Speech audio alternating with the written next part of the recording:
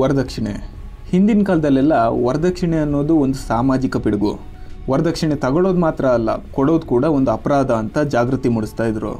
ಈಗಲೂ ಅದನ್ನೇ ಕಾನೂನು ಹೇಳುತ್ತೆ. ಆದರೆ ಕೆಲವೊಂದು ಕಡೆ ಹೆಣ್ಣತ್ತೆ ಮನೆಯವರು ಗಂಡಿನ ಕಡೆಯವರು ಕೇಳದೇ ಇದ್ದರೂ ಕೂಡ ವರದಕ್ಷಿಣೆ ಅಂತ ಕೊಡ್ತಾರೆ. ಯಾಕಂದರೆ ನಾವು ಹೆತ್ತು ಮಗಳು ಗಂಡಿನ ಮನೆಯವರಿಗೆ ಭಾರ ಆಗೋದು ಬೇಡ, ಅಲ್ಲಿ ಅವಳು ಸುಖವಾಗಿ ಸಂಸಾರ ಮಾಡಬೇಕು, ಯಾರಿಗೂ ನಮ್ಮ ಮನೆ ಮಗಳು ಹೊರೆಯಾಗದೇ ಇರಲಿ ಅನ್ನೋ ಕಾರಣಕ್ಕೆ ತಾವಾಗೇ ಒಂದಿಷ್ಟು ಚಿನ್ನ ಗಾಡಿ ಅಂತ ಕೊಟ್ಟು ಕಳಿಸ್ತಾರೆ.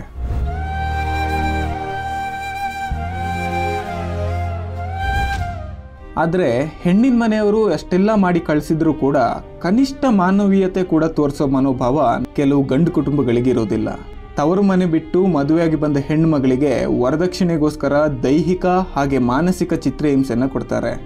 ಕೊನೆಗೆ ಆ ಹೆಣ್ಣು ಮಗು ತವರಿಗೆ ವಾಪಸ್ ಹೋದ್ರೆ ಮರ್ಯಾದೆ ಪ್ರಶ್ನೆ, ಗಂಡನ ಮನೆಯಲ್ಲಿ ಇದ್ರೆ ಚಿತ್ರಹಿಂಸೆ. ಹಾಗಾಗಿ ಕೊನೆ ದಾರಿ ಅಂದರೆ ಸಾಯೋದೊಂದೇ ಅಂತ ತಮ್ಮ ಪ್ರಾಣವನ್ನು ಕಳ್ಕೊಳ್ತಾರೆ.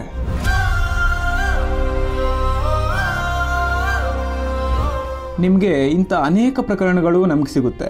ಕಳೆದ ವರ್ಷ ಕನ್ಯಾಕುಮಾರಿಯಲ್ಲಿ 24 ವರ್ಷದ ಶ್ರುತಿ ಎಂಬ ಮಹಿಳೆ ಇದೇ ಕಾರಣಕ್ಕೆ ಆತ್ಮಹತ್ಯೆ ಮಾಡಿಕೊಂಡಿದ್ರು. ಕಾಂಚೀಪುರಂನಲ್ಲಿ 23 ವರ್ಷದ ಸಾಫ್ಟ್ವೇರ್ ಉದ್ಯಮಿಯಾಗಿದ್ದ ಮಹಿಳೆಯನ್ನ ವರದಕ್ಷಿಣೆ ವಿಚಾರವಾಗಿ ಗಂಡನ ಮನೆಯವರೇ ಸೇರಿಕೊಂಡಿದ್ರು.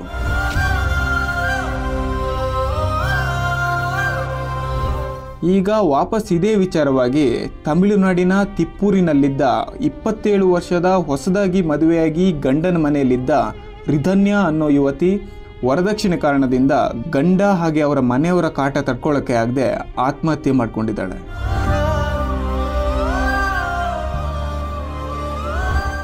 ರಿಧನ್ಯಾ ತಂದೆ ಗಾರ್ಮೆಂಟ್ ಬಿಸ್ನೆಸ್ ಮಾಡ್ತಾ ಇದ್ದವರು.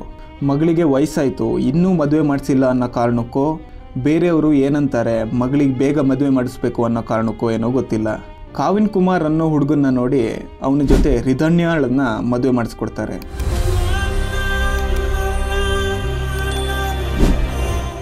ಏಪ್ರಿಲ್ನಲ್ಲಿ ಆದ ಇವರಿಬ್ಬರ ಮದುವೆ ಸಾಮಾನ್ಯ ಮದುವೆ ಆಗಿರಲಿಲ್ಲ. ರಿಧನ್ಯಾಳ ತಂದೆ 2.5 ಕೋಟಿ ಖರ್ಚು ಮಾಡಿ ಅದ್ಧೂರಿಯಾಗಿ ಮದುವೆ ಮಾಡಿಸೋದ್ರ ಜೊತೆಗೆ 800 ಗ್ರಾಂ ಚಿನ್ನ ಹಾಗೆ 70 ಲಕ್ಷದ ವೋಲ್ವೋ ಕಾರನ್ನು ವರದಕ್ಷಿಣೆಯಾಗಿ ಕೊಟ್ಟಿದ್ರು. ಆಮೇಲೆ ಮದುವೆ ಮಾಡಿಕೊಡುವಾಗ 250 ಗ್ರಾಂ ಚಿನ್ನವನ್ನು ಆಮೇಲೆ ಕೊಡ್ತೀನಿ ಅಂತ ಹೇಳಿ ಕಳಿಸಿದ್ರಂತೆ. ಏನೋ ಮದುವೆಯಾಗಿ 2 ವಾರ ಚೆನ್ನಾಗೇ ಇತ್ತು. ಆಮೇಲೆ ಗಂಡ ಹಾಗೆ ಅವನ ಮನೆಯವರು ಅವತ್ತು ಹೇಳಿದ್ದ 1/4 kg ಚಿನ್ನ ಎಲ್ಲಿ ಅಂತ ರಿಧನ್ಯಾಳನ್ನು ಪೀಡಿಸೋಕೆ ಶುರು ಮಾಡಿದರು. ಕೊನೆಗೆ ಇವರ ಕಾಟ ತಡ್ಕೊಳ್ಳೋಕ್ಕೆ ಆಗದೆ ಆಕೆ ಸ್ವಲ್ಪ ದಿನ ತವರು ಮನೆಗೆ ಹೋಗಿದ್ಲು. ಆದರೂ ಕೂಡ ಅವಳು ಗಂಡನ ಮನೆಯವರು ಕೊಡ್ತಾ ಇದ್ದ ಕಾಟದ ಬಗ್ಗೆ ಮನೆಯವರ ಹತ್ರ ಏನನ್ನೂ ಹೇಳಿರಲಿಲ್ಲ. ಆದರೆ ವಾಪಸ್ ಗಂಡನ ಮನೆಗೆ ಬಂದಾಗ ಅವರ ಕಾಟ ಇನ್ನೂ ಜಾಸ್ತಿ ಆಗುತ್ತೆ. ಅವಳ ಗಂಡ ಅವಳ ಮೇಲೆ ದೈಹಿಕವಾಗಿ ಹಲ್ಲೆ ಮಾಡೋಕ್ಕೆ ಶುರು ಮಾಡ್ತಾನೆ. ಈಚೆಯಿಂದ ಗಂಡನ ಕೈಯಿಂದ ಪೆಟ್ಟು, ಆಚೆಯಿಂದ ಅವನ ಮನೆಯವರಿಂದ ಮಾನಸಿಕ ಕಿರಿಕಿರಿ. ಇದನ್ನೆಲ್ಲ ತಡ್ಕೊಳ್ಳೋಕ್ಕೆ ಆಗದೆ ರಿಧನ್ಯಾ ತಗೊಂಡ ಆ ಅಂತಿಮ ನಿರ್ಧಾರ ಅಂದರೆ ಅದು ದೇಹತ್ಯಾಗ.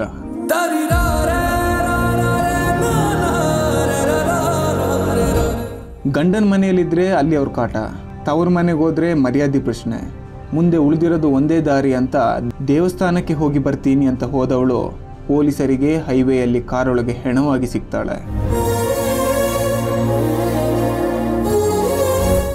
ಪೆಸ್ಟಿಸೈಡ್ ಮಾತ್ರೆಗಳನ್ನು ತಗೊಂಡು ಕಾರೊಳಗೆ ತನ್ನ ಪ್ರಾಣವನ್ನು ತ್ಯಾಗ ಮಾಡಿದ್ಲು ಆ ಮುಗ್ಧ ಹುಡುಗಿ. ಆದರೆ ಹೋಗೋಕ್ಕೂ ಮುಂಚೆ ತನಗೆ ಆದ ಹಿಂಸೆಗಳನ್ನು ರೆಕಾರ್ಡ್ ಮಾಡಿ ತನ್ನವರಿಗೆ ಕಳಿಸೇ ಹೋಗಿದ್ಲು.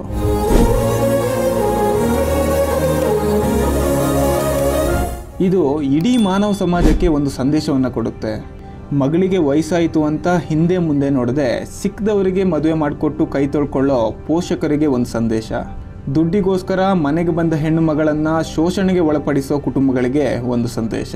ಎಲ್ಲವನ್ನೂ ದುಡ್ಡಲ್ಲಿ ಹಾಕಿ ತೂಕ ನೋಡೋ ಸಮಾಜಕ್ಕೊಂದು ಸಂದೇಶ. ಮುಂದೆ ಯಾವತ್ತೂ ಇಂಥ ಘಟನೆಗಳು ನಡೆಯದೇ ಇರಲಿ. ಆ ಹೆಣ್ಣು ಮಗಳ ಆತ್ಮಕ್ಕೆ ಶಾಂತಿ ಸಿಗಲಿ.